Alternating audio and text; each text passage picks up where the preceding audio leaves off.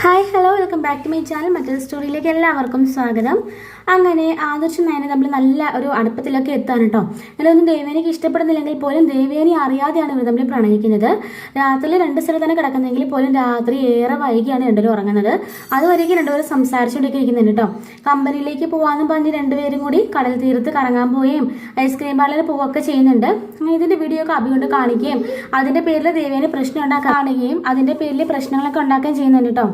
അങ്ങനെ ഒരു ദിവസം ഈ നവ്യക്കാണെങ്കിൽ ആദർശിനോടും പതിയെ അറ്റാച്ച്മെന്റ് ഒക്കെ തോന്നിക്കൊണ്ടിരിക്കുകയാണ്. കാരണം ആദർശ് നയനെ ഒരുപാട് കെയർ ചെയ്യുന്ന കാണുമ്പം നവ്യക്ക് തന്നെ അസൂയ വരികയാണ്. എന്നാൽ അഭിയാണെങ്കിൽ അതേ സമയത്ത് ആദർശിന്റെ കീഴിൽ വെറും 50,000 രൂപയ്ക്ക് ജോലി ചെയ്യും. അതുപോലെ തന്നെ ഒരു സാധനം നവ്യക്ക് മേടിച്ചു കൊടുക്കുന്നൊന്നും ഇല്ല കേട്ടോ. എന്നാൽ നയനയ്ക്കാണെങ്കിൽ നയനെ പറയാതെ പോലും ആദർശ് കുറേ സാധനങ്ങളൊക്കെ മേടിച്ചിട്ട് കൊടുക്കുന്നുണ്ട്. അപ്പോൾ ഇതെല്ലാം നമ്മൾ നവ്യ കാണുന്നുണ്ടല്ലോ. നവ്യക്കാണെങ്കിൽ ആകെപ്പാടെ ദേഷ്യമൊക്കെ വരുന്നുണ്ട് കേട്ടോ. എന്നാൽ അഭി തൻ്റെ കൂടെ കിടക്കാനൊന്നും വരുന്നുമില്ല. അങ്ങനെയൊക്കെ ഭയങ്കര പ്രശ്നങ്ങളൊക്കെ നവ്യയുടെ മനസ്സിനകത്ത് ഉണ്ടാവുകയാണ് കേട്ടോ. നവ്യ ഇതിന്റെ പേരിൽ അബിയോട് വഴക്കുണ്ടാക്കുമ്പോൾ അബി പറയുകയാണ്, നിനക്കിവിടെ പറ്റത്തില്ലെങ്കിൽ ഇറങ്ങിപ്പോയിക്കോ, അത്രേ ഉള്ളൂ എന്ന് പറഞ്ഞിട്ട് അബി ഇറങ്ങിപ്പോവാണ്. അപ്പോൾ അബിയോട് നവ്യ പറയുന്നുണ്ട്, അന്ന് എൻ്റെ ബുദ്ധിമോശം കൊണ്ടാണ് അന്ന് ഞാൻ മര്യാദയ്ക്ക് ആദർശിനെ വിവാഹം കഴിച്ചിരുന്നെങ്കിൽ ഇപ്പം ഞാൻ സന്തോഷമായിട്ട് ജീവിച്ചേനെ എന്ന് പറയുന്നു. അപ്പോൾ അബി പറയുകയാണ്, ഇപ്പോഴും വൈകിട്ടില്ലടി, വേണമെങ്കിൽ അവൻ്റെ കൂടെ തന്നെ പോയിക്കോ എന്നും പറഞ്ഞിട്ട് അബി ദേഷ്യപ്പെട്ട് പോവാണ്. പെട്ടെന്നാണ് നമ്മുടെ മനസ്സിനുള്ളിൽ ആ ഒരു ചിന്താഗതി ഉദിക്കുന്നത്. കാരണം നയനെ ഇപ്പോഴും അംഗീകരിക്കാൻ ദേവയാനിക്കായിട്ടില്ലല്ലോ. ആ ഒരു അവസരത്തിൽ താൻ എങ്ങനെയെങ്കിലും ആദർശിന്റെ മനസ്സിൽ കയറി കൊടുക്കുകയാണെന്നുണ്ടെങ്കിൽ തനിക്ക് ഇവിടെ റാണിയെ പോലെ വാഴാം. ഈ അനന്തപുരിയുടെ അടുത്ത അവകാശിയാണ് ആദർശ്. ഈ സ്വത്തുക്കളുടെ എല്ലാ അവകാശി ആദർശാണ്. അങ്ങനെയാണെന്നുണ്ടെങ്കിൽ ആദർശിന്റെ ഭാര്യ എനിക്കായിരിക്കും അടുത്ത മൂത്ത മരുമകൾ എന്തായാലും റോളെന്നൊക്കെ പറഞ്ഞ് നവ്യ ഇങ്ങനെ മനസ്സിൽ ഒരുപാട് കിനാവ് കണ്ടിങ്ങനെ ഇരിക്കാൻ കേട്ടോ. അപ്പം അതിനിടയിൽ ചെറിയൊരു കാര്യം, ഇപ്പോൾ ഈ സ്ക്രീനിൽ കാണിച്ചുകൊണ്ടിരിക്കുന്ന ഈ സൈസിലെ ജോർജറ്റി ഏലൈൻ കുർത്തികൾ, അതുപോലെ തന്നെ അതിൻ്റെ യോക്കിലായിട്ട് യോക്ക് പാർട്ടിൽ അജറക് മെറ്റീരിയൽ വരുന്ന യോക്ക് ഡിസൈനിങ് ആണ് കേട്ടോ. അതുപോലെ തന്നെ മിറർ വർക്കല്ല, സ്റ്റോൺ വർക്കും ചുറ്റും വരുന്നുണ്ട്. ഈ ഒരു മെറ്റീരിയൽ ഈ ഒരു ചുരിദാറിന് എല്ലായിടത്തും മറ്റുള്ള ചാനലിലും മറ്റുള്ള എല്ലാ ബ്യൂട്ടിക്കിലും റേറ്റ് 799 രൂപ പ്ലസ് ഷിപ്പിംഗ് ആണ് കേട്ടോ. നമ്മുടെ യാസി കളക്ഷനകത്ത് ഈ ഒരു മെറ്റീരിയൽ നമ്മൾ വെറും 599 രൂപയ്ക്ക് കൊടുക്കുന്നുണ്ട്. തലേ ദിവസം വരെ 499 രൂപയായിരുന്നു.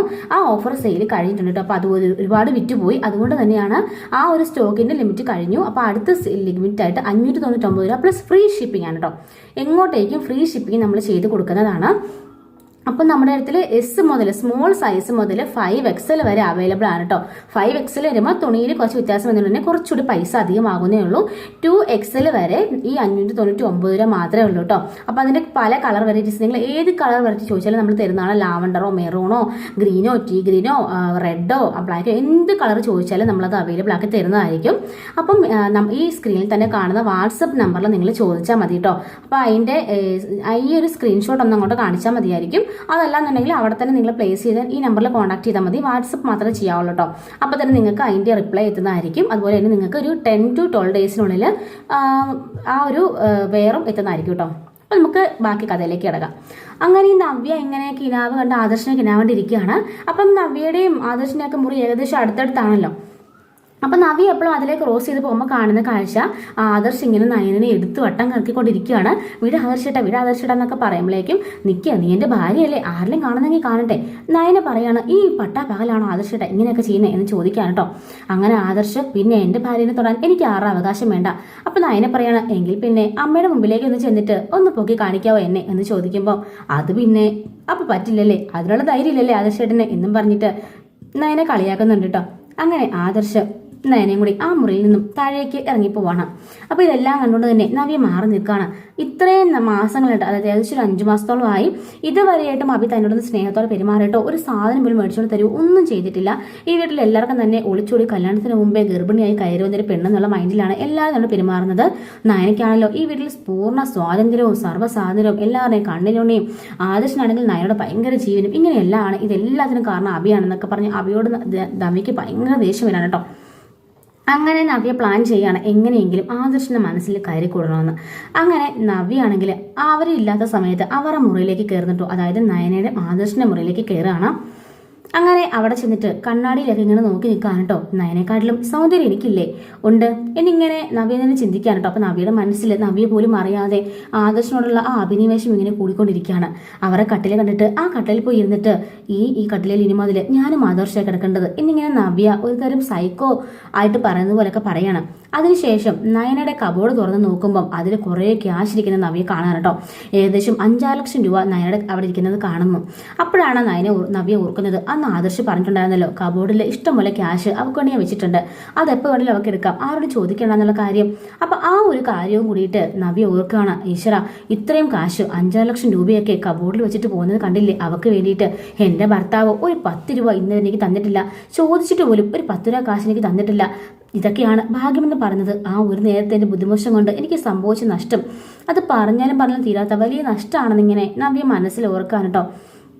അതിനുശേഷം നവ്യ പ്ലാൻ ചെയ്യാണ്, എങ്ങനെയെങ്കിലും ഈ ഒരു മുറിയും ഈ ഒരു ആദർശം എല്ലാം എൻ്റെ സ്വന്തമാകണമെന്ന് കരുതുന്നു. അങ്ങനെ നവ്യ ആ മുറിയിലെ ലൈറ്റ് ഇങ്ങനെ ഓഫ് ആക്കിയിട്ട് ആ ജനലെങ്കിൽ ഇങ്ങനെ നിൽക്കുകയാണ് കേട്ടോ. അപ്പം നവ്യ ഇങ്ങനെ ആലോചിച്ചുകൊണ്ട് നിൽക്കുകയാണ്, എങ്ങനെയെങ്കിലും ആദർശം തൻ്റെ വരുതിയിലാക്കണം, അതിനെന്തെങ്കിലുമൊക്കെ ചെയ്തേ പറ്റുള്ളൂ. നയനയുടെ മനസ്സിൽ ഞാനും ആദർശം തമ്മിൽ പ്രണയത്തിലാണെന്ന് തെറ്റിദ്ധരിപ്പിക്കണം, അങ്ങനെയെങ്കിലും എനിക്ക് ആദർശനെ സ്വന്തമാക്കണം എന്നിങ്ങനെ നവ്യ മനസ്സിൽ കരുതാണ്. അങ്ങനെ ജനലെങ്കിലോട്ട് തിരിഞ്ഞു നിൽക്കുന്ന സമയത്ത് റൂമിൽ ലൈറ്റൊന്നും ഇല്ലല്ലോ. അപ്പം പകലാണ്, ആ ഒരു സന്ധ്യ മയങ്ങുന്ന സമയത്താണ് കേട്ടോ. അപ്പോൾ വലിയ വെളിച്ചവും കയറി വരുന്നില്ല. അപ്പോൾ തിരിഞ്ഞു നിൽക്കുന്ന നയന നവ്യ ഏകദേശം ഒരുപോലെ തന്നെയാണല്ലോ, ഏകദേശം 2 ഹൈറ്റും വെയിറ്റും ഹെയറും എല്ലാം ഒരുപോലാണല്ലോ ഇരിക്കുന്നത്. അപ്പോൾ ഇത് കണ്ടിട്ട് ആ റൂമിലേക്ക് കയറി വരുന്ന ആദർശ് ആ നിൽക്കുന്ന നയനയാണെന്ന് ഓർക്കാൻ കേട്ടോ. അപ്പോൾ പരസ്പരം നല്ല പ്രണയത്തിലാണല്ലോ, അതുകൊണ്ട് തന്നെ ആദർശ് പുറകിൽ കൂടി കയറി വന്നിട്ട് നയന എന്ന് പറഞ്ഞ് കെട്ടിപ്പിടിച്ചിട്ട് ഇങ്ങനെ കഴുത്തിന് ഈ പുറകിലായിട്ട് ഇങ്ങനെ ഒരു ഉമ്മ എടുത്തിട്ട് അവളിങ്ങനെ വട്ടം പിടിച്ച് കറക്കുകയാണ് കേട്ടോ. അങ്ങനെ വട്ടം കറക്കിയിട്ട് ആ ജനലിൽ തന്നെ നിർത്തിയിട്ട് എന്താ നയനെ ഒന്നും മിണ്ടാതെ നിൽക്കുന്നത് എന്നും പറയുമ്പോഴേക്കും ആദർശ് കാണുന്നത് നയന ഡോറ് തുറന്ന് കയറി വരുന്നത്. അതായത് ഇങ്ങനെ വട്ടം കറക്കിട്ട ജനലിലൂടെ ഇങ്ങനെ തിരിഞ്ഞു നിൽക്കുമ്പോൾ ഇങ്ങനെ ഡോറ് തുറന്ന് കയറി വരുന്ന നയനെ ആദർശിനെ കാണാം. ആ രീതിക്കാണ് ആദർശ് നിൽക്കുന്നത്. പെട്ടെന്ന് ആദർശ് ഞെട്ടിപ്പോയിട്ട് ആ നവ്യയുടെ ദേഹത്തുള്ള കൈ അങ്ങനെ വിടുകയാണ്. എന്നിട്ട് ആദർശ് ഇങ്ങനെ നോക്കുമ്പോഴേക്കും ആ നിൽക്കുന്ന നവ്യാണ്. അയ്യോ സോറി നവ്യ, സോറി ഞാൻ അറിയാതെ അങ്ങോട്ട് തിരിഞ്ഞിരിക്കുന്ന കണ്ടപ്പോൾ നയനയാണെന്ന് കരുതി. അല്ല നവ്യ എങ്ങോട്ട് മുറിയിൽ എന്ത് ചെയ്യാം. അപ്പോഴേക്കും നയന ഇങ്ങനെ അപ്പോൾ വല്ലാത്ത കൺഫ്യൂസ് ആയിട്ട് നിൽക്കുകയാണ് കേട്ടോ. പെട്ടെന്ന് ആദർശിന് നയനെ ഒന്ന് കൺവിൻസ് ചെയ്യണമല്ലോ. നയനോട് പോയിട്ട് പറയണം, അത് നയന ഞാൻ ഇങ്ങോട്ടേക്ക് കയറി വന്നപ്പോൾ നിന്റെ ചേച്ചി ആ ജെല്ലിങ്ങനെ അങ്ങോട്ട് തിരിഞ്ഞ് നിൽക്കുകയായിരുന്നു, അപ്പോൾ നീയാണെന്ന് കരുതിയിട്ട് ഞാൻ പുറകെ കൂടെ പോയി എടുത്തതാ എന്ന് പറയുന്നു. നവ്യേച്ചിക്ക് ഒന്നും ഒച്ച വെക്കത്തില്ലായിരുന്നു എന്ന് അവള് ചോദിക്കും. നയനെ ചോദിക്കുമ്പോൾ നിന്റെ ഭർത്താവ് അതിനുള്ള അവസരം തന്നിട്ട് വേണ്ടേ ഞാൻ ഇവിടെ ചുമ്മാ കയറി വന്നതാ, നീ ഉണ്ടാവുമെന്ന് കരുതിയിട്ട്. ഈ ജെല്ലിക്കുള്ള വ്യൂ നല്ലതാ, അതുകൊണ്ട് തന്നെ ഞാൻ ജെല്ലിക്കുള്ള വ്യൂ നോക്കിക്കൊണ്ട് നിൽക്കായിരുന്നു സന്ധ്യ സമയത്തെ. അപ്പോഴേക്കും പിന്നാലെ വന്ന് ആദർശൻ എന്നെ എടുത്ത് പൊക്കി വട്ടം കറക്കി.